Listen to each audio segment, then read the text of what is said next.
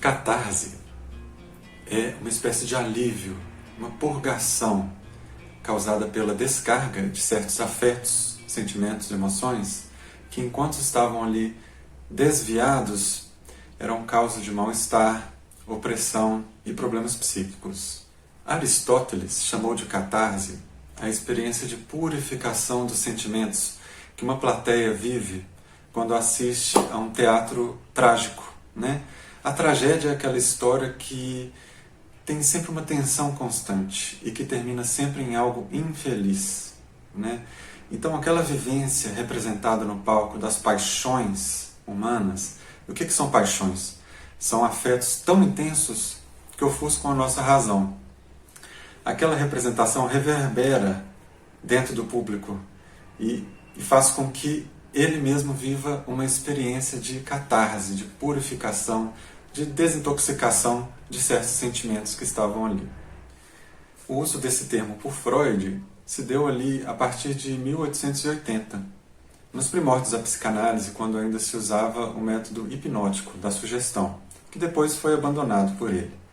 Mas, nessa fase, o foco era esse, era catarse, era evocar lembranças para que elas pudessem ser revividas e, junto com isso, que houvesse uma descarga de afetos que estavam reprimidos.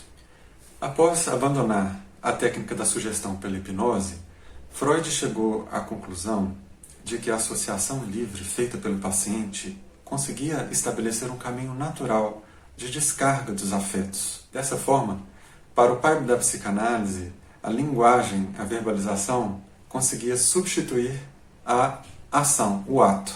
Como isso se dá? Se você sofre uma agressão, um prejuízo, uma violência, uma ofensa, essa ação externa que perturba o equilíbrio e desperta afetos intensos e não consegue reagir tempestivamente no momento devido, esse afeto vai ser então cerceado, vai ser contido, vai ser reprimido, nunca recalcado. O que é recalcado é a representação, não o afeto. Mas de qualquer maneira esse afeto foi desviado, ele não conseguiu ter a sua descarga plena no momento em que ocorreu uma experiência forte, né? Então, quando isso acontece, isso vai causar angústia e dor, porque não houve uma reação apropriada, não houve uma catarse no mesmo momento em que houve uma ação.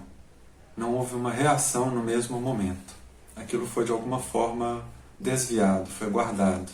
Por meio da fala, o paciente consegue elaborar queixas, revelar segredos, e nisso, pela associação livre, vai se puxando um fio que consegue reintegrar aquela representação ligada ao trauma com o afeto que foi despertado. Por essa revivescência, então acontece a catarse.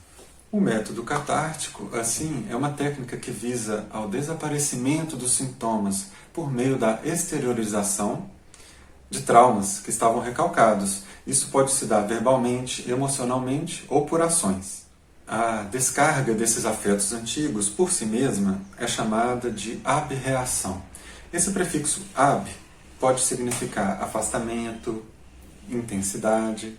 Então podemos imaginar que a aberração é uma reação atrasada, afastada da ação original que gerou um trauma, ou talvez uma reação intensa o suficiente para gerar um efeito catártico.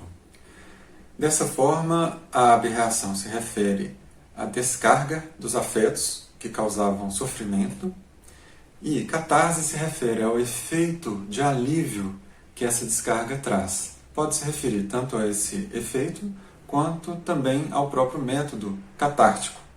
A psicanálise, após o abandono da hipnose há muito tempo, ela já não entende o efeito catártico como o seu foco principal, como a sua busca, seu eixo central.